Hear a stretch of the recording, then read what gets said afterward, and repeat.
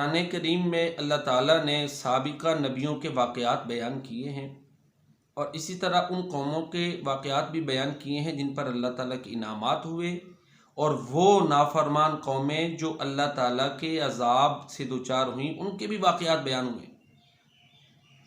بہت سے لوگوں کا یہ مزاج ہوتا ہے کہ وہ واقعات اور قصص سے عبرت حاصل کرتے ہیں، سبق حاصل کرتے ہیں۔ خاص کر ہمارے بر صغیر کے اگر لوگوں کے مزاج کو دیکھا جائے تو یہاں کے لوگ واقعات اور قصص کو زیادہ پسند کرتے ہیں۔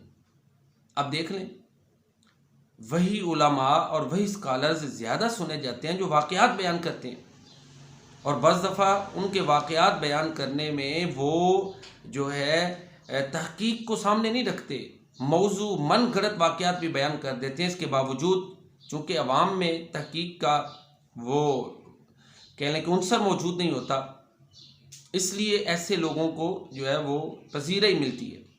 تو قرآن کریم میں جو واقعات بیان ہوئے ہیں وہ تو سچے ہیں، اور لوگوں کے مزاج کے مطابق قرآن کریم نے لوگوں کو وہ مواد بھی فراہم کیا ہے جس سے لوگوں کی اصلاح ہوتی ہے۔ ہر سطح کے، ہر ذہن والے فرد کے لیے قرآن میں اصلاح کا مواد موجود ہے۔